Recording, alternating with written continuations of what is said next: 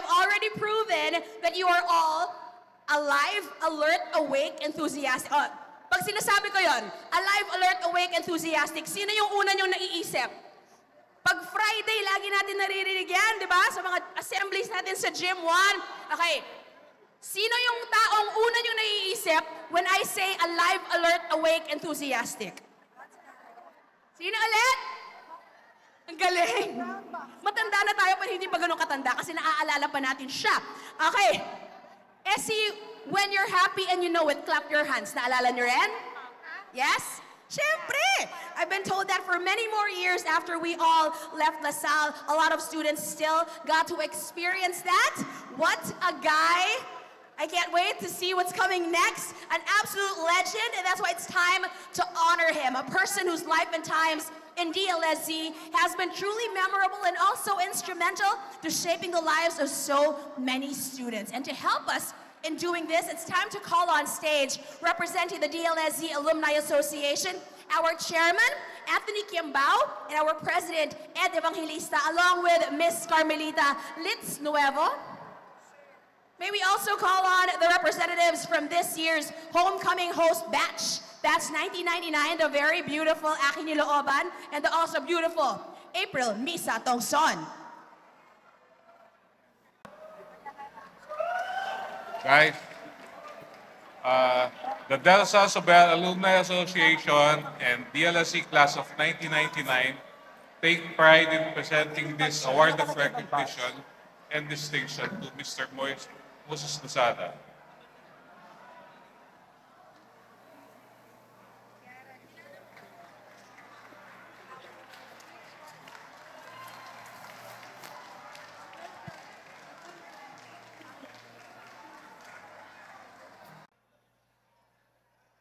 The De La Salle Sobel Alumni Association and the Class of 1999 take pride in presenting this award of recognition and distinction to Mr. Moses Losada in honor of a man whose life of dedicated service has surpassed all expectations.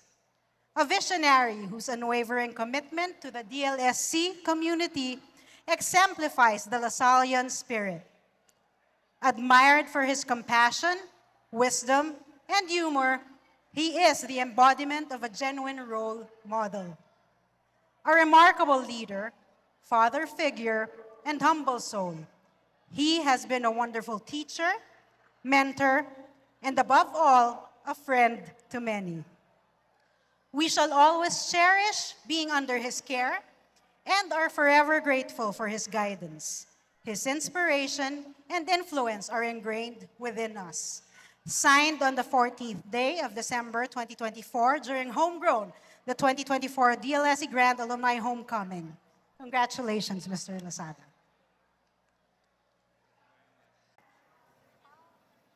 Good afternoon, boys and girls. If you're happy and you know it, clap your hands. If you're happy and you know it, clap your hands. If you're happy and you know it, then your life will surely show it. If you're happy and you know it, clap your hands. Okay, please do as I say, yeah? Clap your hands. Clap your hands. Shout amen. Shout hello. Okay, let's do that, huh? If you everybody sing with me. Everybody sing with me, huh? Otherwise, you will be sent to the office of the principal. Ready?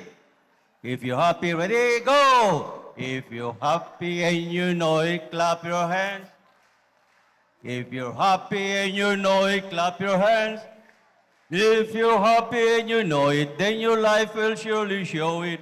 If you're happy and you know it, clap your hands. If you're happy and you know it, stamp your foot. If you're happy and you know it, stamp your foot. If you're happy and you know it, then your life will surely show it. If you're happy and you know it, stamp your foot. If you're happy and you know it, say hello. Louder. If you're happy and you know it, say hello. If you're happy and you know it, then your life will surely show it.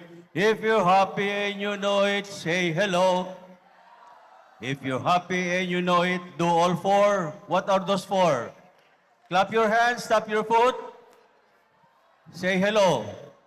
One more. If you're happy and you know it, I am here. Okay, everybody.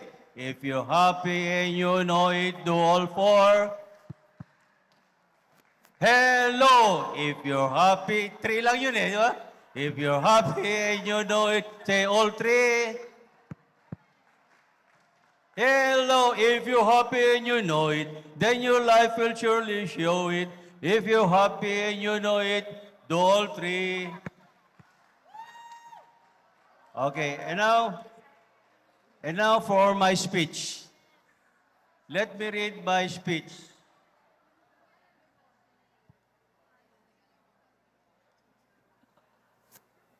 Okay, everybody, please stay quiet, everybody.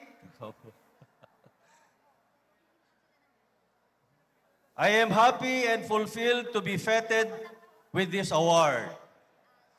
I am doubly happy and fulfilled to have joined the De La Salle Sobel to practice my profession. I am triply happy to have encountered all of you at one time in my career. I am triply happy to have encountered all of you at one time in my career. Repeated.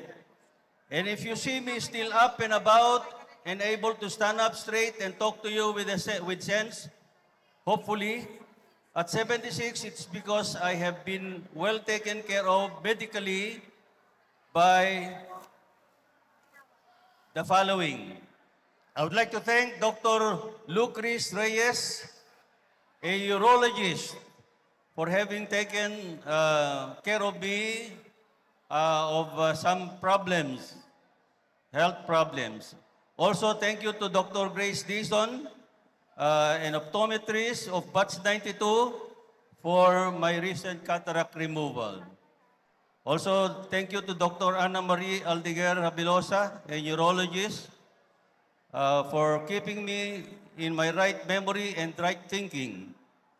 For Dr. Cielo L. Cañonero of Batch 92, I think, a radiologist providing all the lab results used in my diagnosis reference.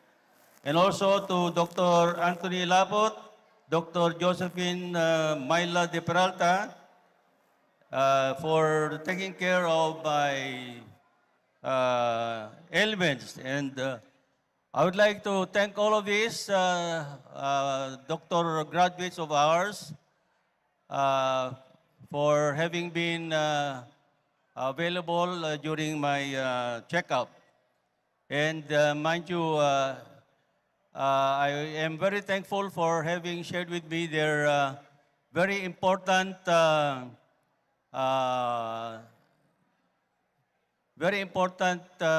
initials.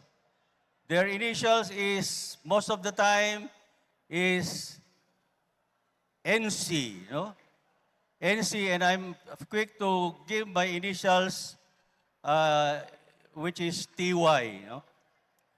NC means no charge, and I give them my TY. Thank you very much to all of these doctors who have been very kind to me when I go to them for checkup. So, also, we would like to thank Dr. Ami Cabero of, I don't know what but this is, for having been always on hand in our DLSG retirees dental mission to our outreach communities from Bilibid Housing to Bacoor, Cavite, where their mayor, now Representative Jesusa Mercado Revilla, Batch 84, who is always ready to support this project, to as far as place in Botolan, Zambales, where our brother Aitas reside. All of these projects are well sustained with donations from individual alumni, and the different batches to date are Your Mother, the LSG Alumni Association, giving us some donations to take care of our projects in the Retirees Association. Also to Batch 89, Batch 91, 92, and 98, thank you very much for all your support. And we're happy to be here, the Association of Retired Lasallian Teachers, and we are also still up and about in doing our work as if it were also doing our work as teachers. This time it's translated into an outreach program which is given to the needy families in our community. Thank you very much, and thank you for this award. Maraming salamat po.